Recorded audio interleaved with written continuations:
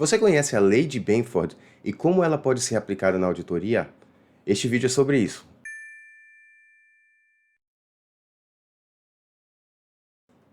Fala meu amigo, fala minha amiga. Neste vídeo vamos falar um pouco sobre a Lei de Benford e como ela pode ser usada na auditoria.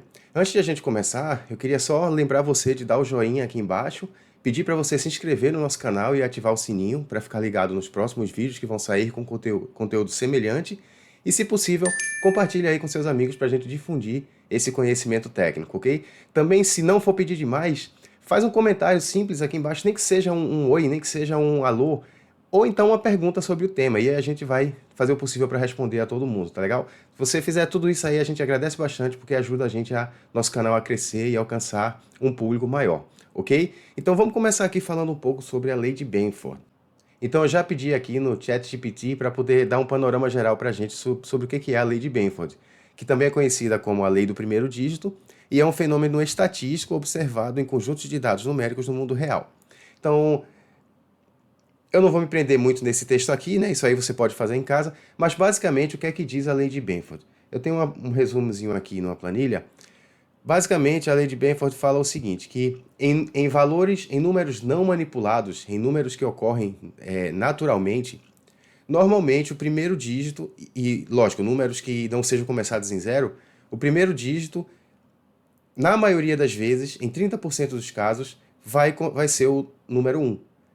E aí, em seguida, o mais provável de acontecer vão ser números iniciados pelo 2, depois pelo 3. Então, aqui essas barrinhas aqui representam a probabilidade. Então, você vê que quanto menor o dígito inicial, maior a sua probabilidade de ocorrer. Como é que a gente usa isso aqui na estatística, né? Na auditoria. Isso é uma forma de a gente ver se aquelas informações, aqueles valores que a gente está analisando ali, se eles não foram criados aleatoriamente, ou se eles não foram inseridos, se não foram falsificados, né? Se aqueles números ali não são números fake, números criados. Então, quando os números são naturais, ocorrem naturalmente, normalmente eles vão atender a essa distribuição aqui, essas probabilidades aqui. Então, para deixar isso mais claro na prática, eu juntei aqui, deixa eu deletar essas duas colunas aqui para a gente fazer juntos. Mas previamente eu já preparei aqui, ó, duas colunas com números, né, com valores, sendo que uma delas é fake e uma delas é real. Uma delas é uma coluna de dados que eu criei aleatoriamente aqui no Excel, e a outra são dados que eu baixei lá do portal da transparência do governo federal. Então são despesas pagas pelo Ministério da Educação. Eu tenho aqui um conjunto de dados, só tem 1.400 números. Normalmente o Ministério da Educação, acredito que tenha mais pagamentos do que isso, mas eu não fiz um filtro ali muito detalhado, não procurei entender exatamente os detalhes do filtro, justamente para não ter uma amostra enviesada. Então, eu fui lá no portal da transparência, coloquei lá como exemplo, Ministério da Educação, ao longo de 2023, e aí talvez tenha outros CNPJs, outras subdivisões para o Ministério da Educação que tenha mais despesas, né? A gente sabe que o Ministério da Educação tem muita despesa, mas aí eu não tive muito rigor na amostra, eu simplesmente baixei o que apareceu lá de cara para a gente testar esses números e contra uma outra amostra, né, uma outra coluna de dados que eu criei aleatoriamente aqui no Excel. Então, como é que eu fiz isso? Eu peguei aqui no Excel, usei a função matriz aleatória. Se você quiser que a gente depois, que eu mostre como é que eu como eu gerei essa amostra aleatória, deixa aqui no canal que eu explico no outro vídeo, é coisa bem rápida, coisa bem simples. E aí eu peguei o range, né, ou seja, o intervalo, nos dados reais, eu peguei qual do zero até o número mais alto. Então, nesse mesmo range aí, foi que eu gerei os dados aleatórios para outra coluna. Então, aqui de cara você não vai saber qual coluna são os dados aleatórios, qual coluna são os dados reais, e a gente vai tentar identificar isso aqui por meio da Lei de Benford, tá? Então, como é que a gente vai fazer? Antes de qualquer coisa, só mais um detalhe, tá? Como os valores que tem lá, que eu baixei lá do portal da transparência, são valores em real, então eles têm centavos, né? Então o que é que eu fiz? Eu multipliquei todos aqueles valores por 100 para que os valores se tornassem números inteiros. Porque aí, de repente, se eu tivesse um pagamento lá de 50 centavos, por exemplo, então o primeiro dígito dele seria zero.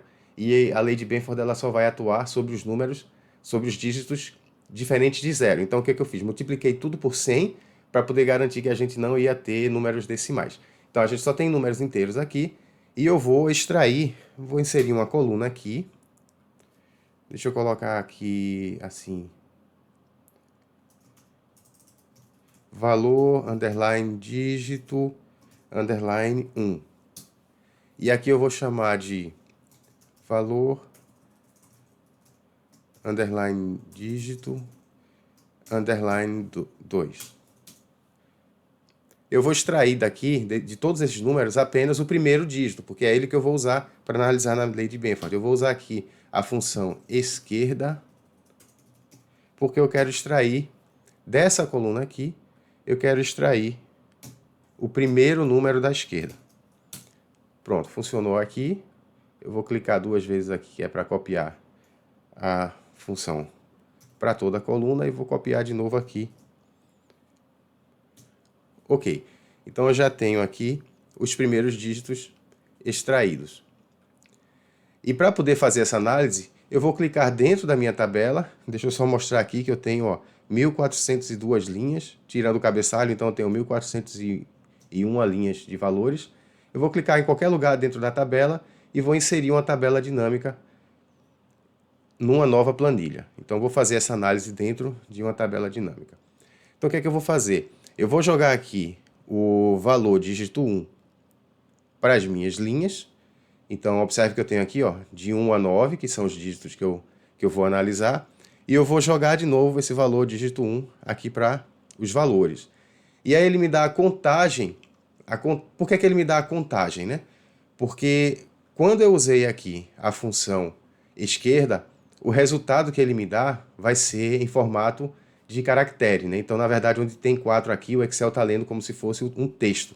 Então, ele, em vez de somar, em vez de fazer operações matemáticas, como ele considera que aqueles dados ali são textos, então ele vai contar para mim, o número 1 apareceu 406 vezes, o número 2, 257, mas eu não quero a contagem dos valores, eu quero o percentual. Então, como é que eu faço? A própria tabela dinâmica já me deixa fazer essa alteração. Eu vou aqui, clico para baixo aqui no valor, vou em configuração de campos e eu peço para ele me mostrar os valores como percentual do total geral. Então ele já me deu aqui os percentuais. Eu vou fazer o seguinte agora, eu vou copiar essa tabela dinâmica, que eu vou fazer a mesma coisa agora, só que agora com o valor dígito 2, né? Deixa eu tirar isso aqui. Valor dígito 2 vem para cá. Esse vem para cá. E eu também quero os percentuais do total. Certo, e para ficar mais fácil ainda de visualizar os dados, eu vou clicar aqui dentro e vou inserir um gráfico dinâmico. Vou selecionar aqui um gráfico de barras.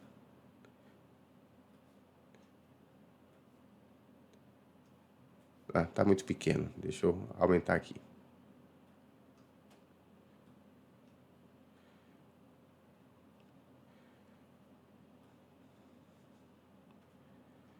E eu vou fazer a mesma coisa aqui.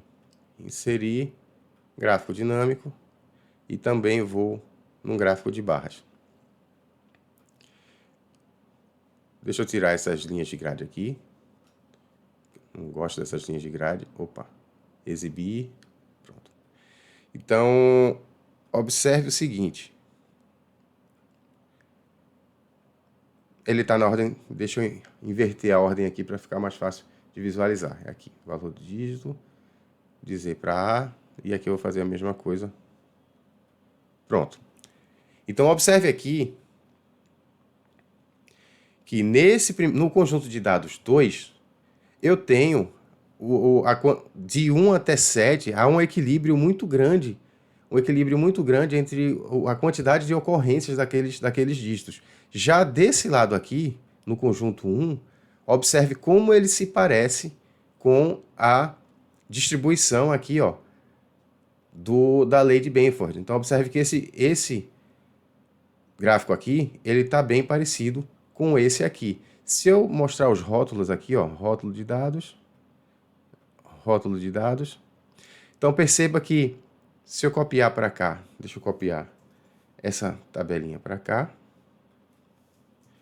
e perceba como é semelhante, né? O número 1 aqui, ó, na nossa amostra, apareceu 28, arredondando aqui, 29% começa com 1. Aqui em Benford, ó, no modelo, são 30%. Então, muito parecido. No segundo, ó, 18, aqui 17.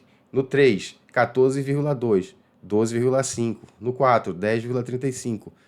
9,7. Então, perceba como a lei de Benford, ela realmente é efetiva no mundo real. Então, por essa análise aqui, você já consegue perceber rapidamente qual dos dois conjuntos de dados é o conjunto de dados real e qual é o fake, né? Então, pela lei de Benford, você vê que esse conjunto de dados aqui, o segundo, né, que é essa coluna aqui, é o conjunto fake.